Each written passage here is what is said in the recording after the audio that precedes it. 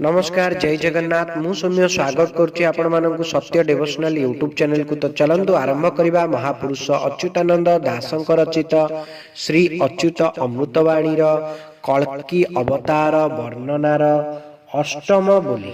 तेबे निज पथ निजे टक निज आलोके जाओ, निज चैतन कृष्ण को निजे दर्शन पाओ।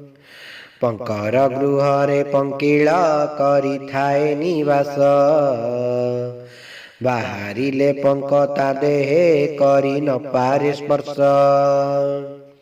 से परिये माया शरीरे प्रकृति रे तु थाई, चेतालय एक करीण ब्रह्म संभाव जाई। एही परि लीला प्रभुका अंत न पांति केही, तही परे नित्य विलास दीन प्रताप कही।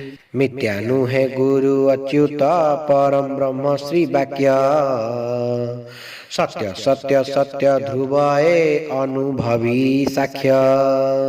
हंस हंस महामंत्र जे जीवरए भजन, खेण हे विश्राम न करु भजु रात्र दिन। तो नासारंध्रर पवन गता गत करुछि, हंस हंस बोली डाकुछि तेणु जीव भजुछि।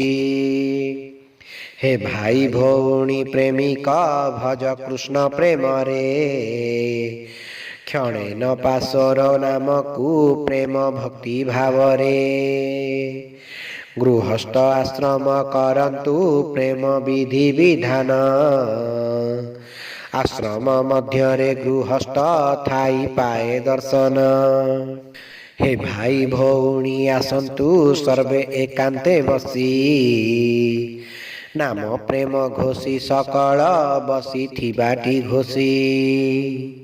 सतदल सम पाखुड़ा शुद्ध सुवर्ण स्थली, मरकत चारु कनक हीरा लीला रे जड़ी।